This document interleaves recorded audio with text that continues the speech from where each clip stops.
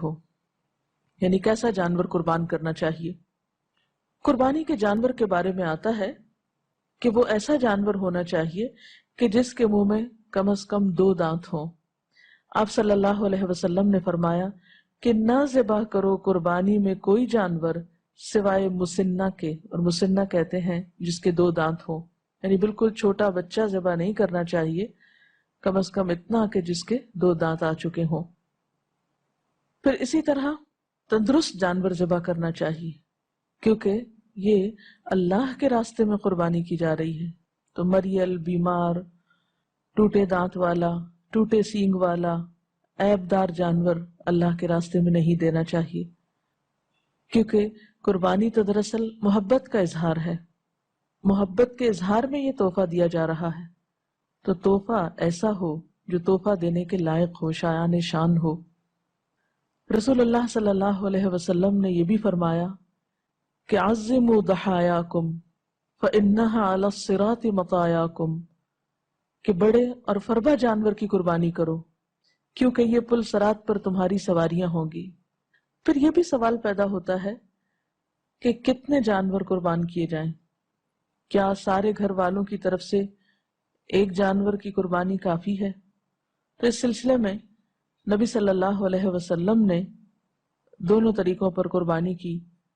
حج کے موقع پر آپ نے 100 اونٹوں کی قربانی دی، لیکن دوسری طرف ایک اور موقع پر آپ صلی اللہ علیہ وسلم نے اپنے سارے گھر والوں کی طرف سے 1 بکری کی قربانی کی۔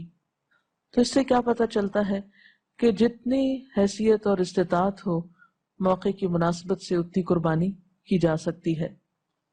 حضرت عطا بن یسار روایت کرتے ہیں کہ میں نے ابو ایوب انصاری رضی اللہ تعالی عنہ سے پوچھا کہ آپ رسول اللہ صلی اللہ علیہ وسلم کے زمانے میں قربانیاں کیسے کرتے تھے، یعنی اس دور میں آپ کا طریقہ کیا تھا؟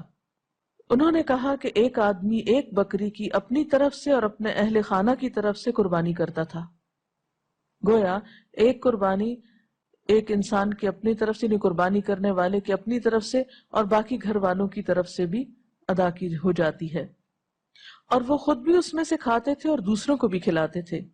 ہوتے ہوتے لوگ فخر کرنے لگے، یعنی صرف نمائشی طور پر پھر زیادہ سے زیادہ قربانیاں ہونے لگی، اور نوبت یہاں تک پہنچ گئی جو تم دیکھ رہے ہو، یعنی صرف ایک پر کفایت نہیں کی جاتی، محض دکھاوے کے لیے یا شان و شوکت کی خاطر زیادہ سے زیادہ تعداد بڑھا لی جاتی ہے۔ پھر اسی طرح ہم یہ دیکھتے ہیں کہ جانور ذبح کرنے کے بھی کچھ آداب ہیں، مثلا یہ کہ چھری تیز ہونی چاہیے، جانور کو ذبح کرتے وقت اسے اذیت نہیں دینی چاہیے۔ حضرت شداد بن اوس بیان کرتے ہیں کہ رسول اللہ صلی اللہ علیہ وسلم سے میں نے 2 باتیں یاد کی۔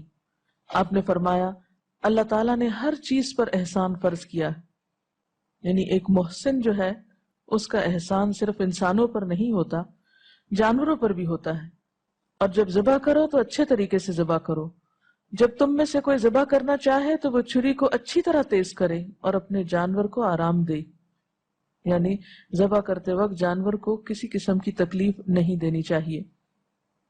پھر اسی طرح یہ ہے کہ قربانی کرنے والا اگر قربانی اپنے ہاتھ سے ذبح کرے تو وہ زیادہ بہتر ہے، لیکن اگر وہ خود نہ کر سکتا ہو تو کسی اور سے بھی کروا سکتا ہے اور خود پاس کھڑا رہ کر دیکھ بھی سکتا ہے۔ پھر اسی طرح جانور کو قبلہ رخ کر کے دعا پڑھ کے ذبح کرنا چاہیے، بسم اللہ اللہ اکبر سے شروع کرنا چاہیے۔ اسی طرح جو مزید دعا ہے وہ ہے انی وجہت وجہی للذی فطر السماوات والارض حنیفا وما انا من المشرکین ان صلاتی ونسکی ومحیای ومماتی للہ رب العالمین لا شریک لہ وبذلک امرت وانا اول المسلمین اللہم ھذا منک ولک تقبل منی کما تقبلت من ابراہیم خلیلک بسم اللہ واللہ اکبر۔ میں نے اپنا رخ اس ہستی کی طرف کر لیا جس نے آسمانوں اور زمین کو پیدا کیا، اور میں ہرگز مشرکین میں سے نہیں ہوں۔ بے شک میری نماز اور میری قربانی، میرا جینا اور میرا مرنا صرف اللہ رب العالمین کے لیے ہے، اس کا کوئی شریک نہیں ہے، مجھے اس کا حکم دیا گیا ہے اور میں سب سے پہلے سر اطاعت جھکانے والا ہوں۔ خدایا میں تیری خوشنودی کے لیے یہ قربانی کرتا ہوں، تو اسے مجھ سے قبول فرما لے، جس طرح تو نے اپنے خلیل حضرت ابراہیم علیہ السلام کی قربانی قبول فرمائی، اللہ کے نام پر ذبح کرتا ہوں، اللہ بہت بڑا ہے۔ پھر اسی طرح قربانی کرتے وقت یہ بھی خیال رکھنا چاہیے کہ قربانی کا گوشت اور کھال وغیرہ ان کا صدقہ کیا جائے۔ گوشت کے بارے میں تو یہ ہے کہ خود بھی کھا سکتے ہیں اور صدقہ بھی کر سکتے ہیں، لیکن کھال خود نہیں رکھ سکتے۔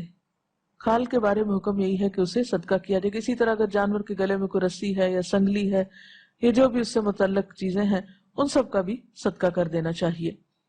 جہاں تک گوشت کی تقسیم کا تعلق ہے تو بہتر یہ ہے کہ اس کے 3 حصے کیے جائیں، ایک حصہ رشتہ داروں کو، ایک حصہ غریبوں مسکینوں کو اور ایک حصہ خود۔